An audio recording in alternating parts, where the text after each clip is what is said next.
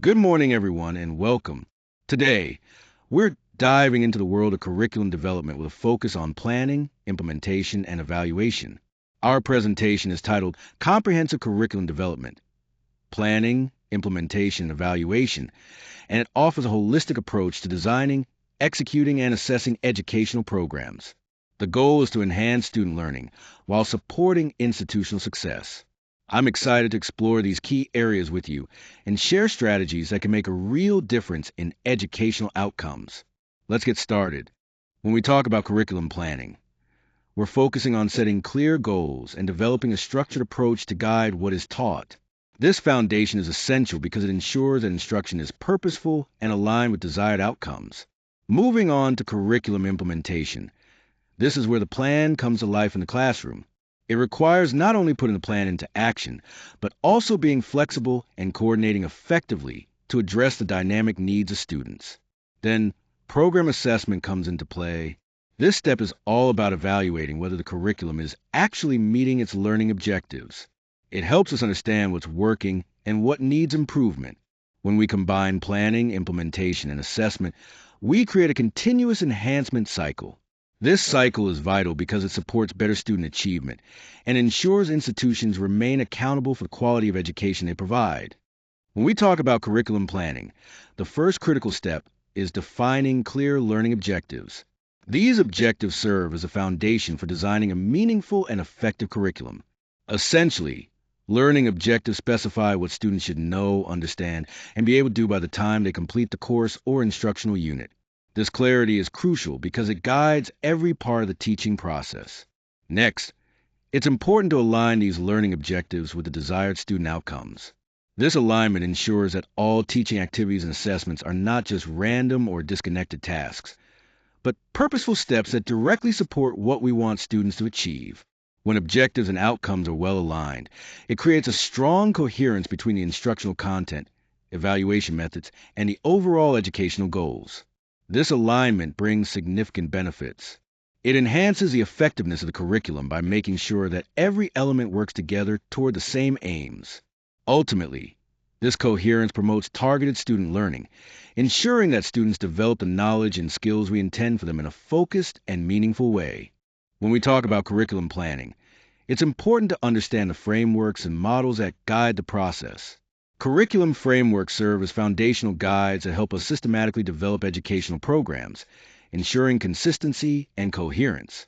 One popular approach is the backward design model, which flips the traditional method by starting with the end goals, the desired learning outcomes.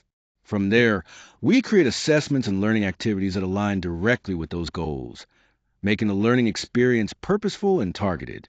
Another effective model is the spiral curriculum, which revisits important concepts at increasing levels of complexity over time. This helps learners build deeper understanding gradually, reinforcing knowledge while introducing new challenges.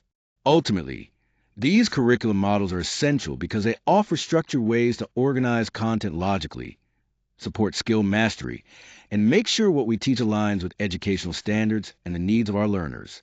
This thoughtful organization is key to delivering effective and meaningful education. When we talk about curriculum planning, one important aspect is integrating interdisciplinary content. This means connecting knowledge across different subjects, which helps create a richer learning experience. By bringing in technology, we can further enhance this by using digital tools that make learning more interactive and engaging. Next, effective resource planning is crucial. This involves more than just deciding what materials we need. It's about carefully allocating time, personnel, and technological support to ensure the curriculum runs smoothly and efficiently. Strategic integration brings several benefits. It boosts student engagement by making learning more relevant and interesting. It also supports diverse learning styles, recognizing that students absorb information in different ways, and prepares them to tackle complex challenges they'll face outside the classroom. Finally, technology plays a key role in all of this.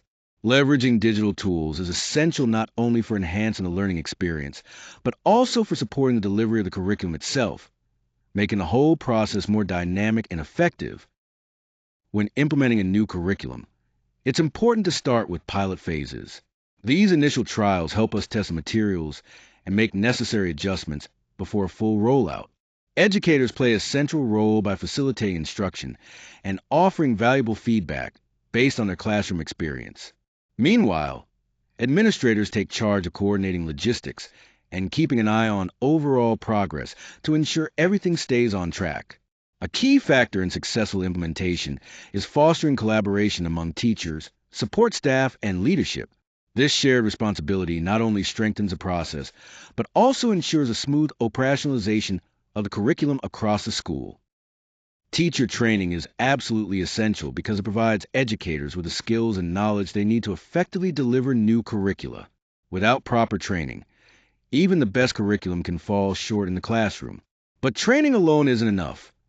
Ongoing professional development is key to keeping teachers up to date and confident in their abilities. Alongside training, continuous support plays a critical role. It helps educators tackle challenges as they arise and reinforces best practices, ensuring that they don't just learn new methods, but continue to apply them successfully over time. Finally, efficient resource management allows us to make the most of learning materials, technology, and time. By managing these resources well, we can maintain high instructional quality and remain adaptable as educational needs evolve. This balance is crucial for long-term success in the classroom. When implementing a new curriculum, it's important to first recognize the common challenges that often arise, such as resistance to change, inconsistent application across classrooms, and limited resources. To address these issues, monitoring the implementation fidelity is crucial. This means regularly observing practices, collecting feedback, and analyzing data to spot any gaps or areas that may need adjustment. Engaging stakeholders actively, teachers, administrators, and even parents, plays a vital role in overcoming obstacles and ensuring everyone stays aligned with the curriculum goals. Clear and consistent communication is another key factor. It helps reduce resistance and promotes a unified approach throughout the process. Finally, maintaining flexibility allows educators to adapt their strategies based on feedback and evolving circumstances, which ultimately supports a smoother and more effective implementation. When we talk about program assessment, it's important to recognize the different types we use to measure how effective an educational program is.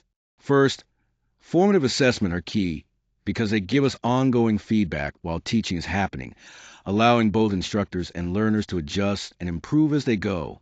Then we have summative assessments, which look at cumulative learning and help us understand what students have achieved by the end of a course or unit. Lastly, diagnostic assessments play a crucial role by identifying what learners already know and where their gaps might be before instruction begins. Focusing a bit more on formative assessments, their main purpose is to support learning continuously by providing regular insights throughout the instructional process.